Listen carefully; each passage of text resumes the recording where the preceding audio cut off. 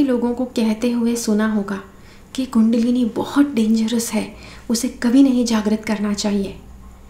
और कई बार मेरे वीडियोस के ऊपर भी, चक्रा के रिलेटेड वीडियोस, कुंडलिनी के रिलेटेड वीडियोस, उसके ऊपर कमेंट्स आते हैं, प्रीति तुम ये सब क्यों सिखा रही हो, कुंडलिनी तो कितनी डेंजरस है, you should never handle it, कभी उसमें पढ़ना ही नहीं चाहिए।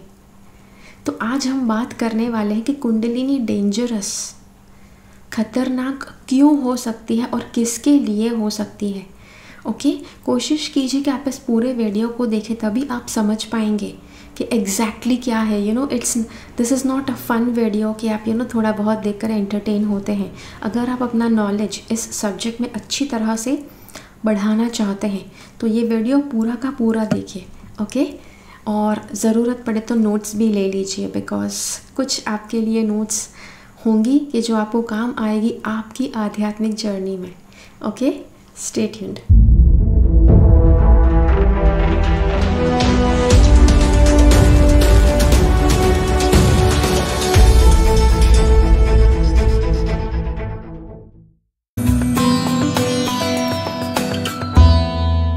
देखिए, अब कुंडलिनी जागरण की जो प्रोसेस है, कई बार जब ऐसे लोगों के साथ होती है कि जिन्होंने उसके लिए प्रिपेयर नहीं किया है, जिन्होंने तैयारी नहीं की है कुंडलिनी जागरण करने के लिए, और अगर रैंडमली एकदम से अगर उनकी कुंडलिनी जागृत हो जाती है तो फिर वो बहुत ज़्यादा डर जाएंगे और गलत तरह से भी हैंडल कर सकते हैं इस शक्ति को। और इसीलिए कहा गया है कि कुंडलिनी बहुत डेंजरस है। ओके, तो ये उन्हीं लोगों के लिए डेंजरस है कि जिन्होंने कुंडलिनी को कैसे हैंडल करना है, अपने शरीर को कैसे प्रिपेयर करना है कुंडलिनी के लिए, वो उन्होंने नहीं सीखा है। सिर्फ उन्हीं लोगों के लिए कुंडलिनी डेंजरस है। दूसरी बात, देखो, जब आपने अपने शरीर को प्रिपेयर नहीं किया है तो क्या हो सकता है। मान लो जैसे कि आप उपवास करते हैं। ओके, आप 10 दिन का उपवास करते हैं, 15 दिन का उपवास करते हैं, और 15वें दिन के बाद जब आपको 56 भोग दिया जाता है तो क्या आप वो सब कुछ खा सकते हैं? नहीं खा पाएंगे। आप थोड़ा सा खा पाएंगे, फिर आपका बॉडी मना कर देगा कि भाई नहीं चाहिए। तो ये सेम चीज़ होती है कुंडलिनी के साथ। अगर आपका शरीर प्रिपेयर नहीं हुआ है, तैयार नहीं हुआ है इस शक्ति को धारण करने के लिए, तो यस, डेफिनेटली आपके लिए डेंजरस हो सकता है। ओके, या इनडाइजेशन हो सकता है। अब आपको एक बात बताऊं, लोग कुंडलिनी के लिए सालों के सालों प्रिपरेशन करते हैं, तैयारी करते हैं।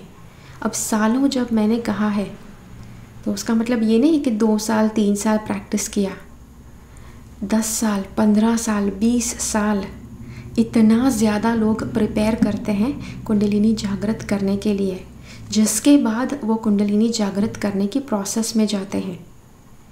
तो आप इमेजिन कर सकते हैं कि अगर कोई भी व्यक्ति प्रिपेयर किए बिना अगर कोशिश करता है तो उसके साथ क्या हो सकता है।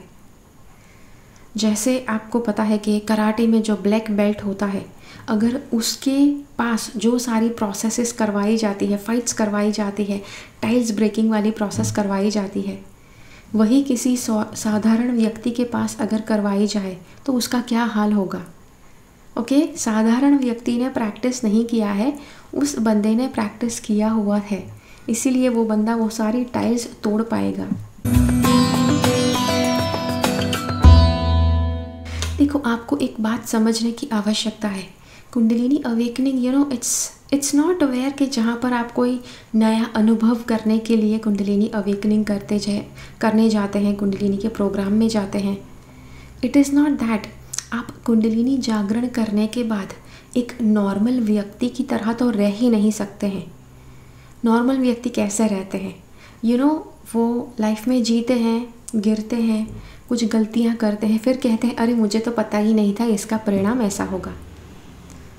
एक बार आपकी कुंडलिनी जागृत हो गई, उसके बाद आप हाथ ऊपर नहीं कर सकते कि भाई मुझे नहीं पता था कि ऐसा हो जाएगा। Because law of Karma, law of कर्म है, लॉ ऑफ यूनिवर्स के जो लॉज है, ये सब कुछ आपको आपके ऊपर अप्लाई करेंगे, बाकी सभी लोगों के ऊपर भी अप्लाई करते हैं, लेकिन आपकी सभानता बढ़ते जाएगी ये सब के प्रति, कर्म के प्रति, चक्र के प्रति। तो आप फिर हाथ ऊपर नहीं कर सकते कि भाई ये मैंने नहीं किया है, आप ऐसे मुझे मत बताओ। ओके, मुझे तो नहीं पता था कि ऐसा हो जाएगा। You can not say that. यदि कुंडलिनी जागृत हो जाए, उसके बाद अगर आपके गुरु के गाइडेंस के हिसाब से अगर आपने कदम नहीं लिए हैं, गुरु का गाइडेंस होगा, गुरु आपको गाइडेंस देंगे कि क्या आपको करना चाहिए, क्या नहीं करना चाहिए, वो आपको सब कुछ बताएंगे। और उसके हिसाब से अगर आप नहीं चलते हैं तो कुंडलिनी जागरण होने के बाद आपका जो जीवन है वो स्मूथ नहीं रह पाएगा। मतलब बिल्कुल शांति में नहीं होगा अगर आप गुरु का गाइडेंस फॉलो नहीं करते हैं। तो आपको गुरु का गाइडेंस फॉलो करना ही करना पड़ेगा। Okay, yes. तो जब आप तैयार हो जाते हैं कुंडलिनी जागृत करने के लिए, जब आप तैयार हो जाते हैं गुरु के गाइडेंस को स्टेप बाय स्टेप फॉलो करने के लिए, उसी समय पे आपको कुंडलिनी अवेकनिंग जर्नी में आगे बढ़ना है।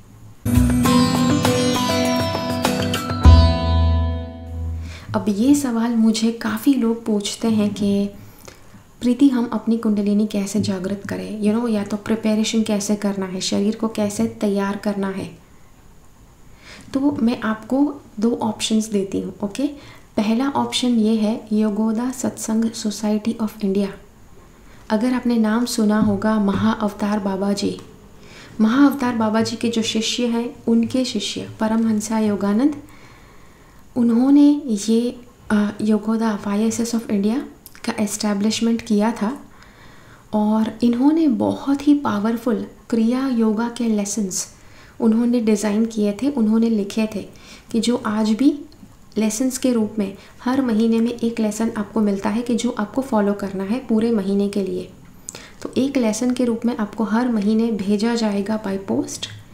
तो वो बहुत पावरफुल लेसन्स है। अगर आप सच में अपने आप को अच्छी तरह से प्रिपेयर करना चाहते हैं तो उसके लिए आप साइन अप कर सकते हैं। ये पेड प्रोग्राम है। ओके, ये फ्री नहीं है।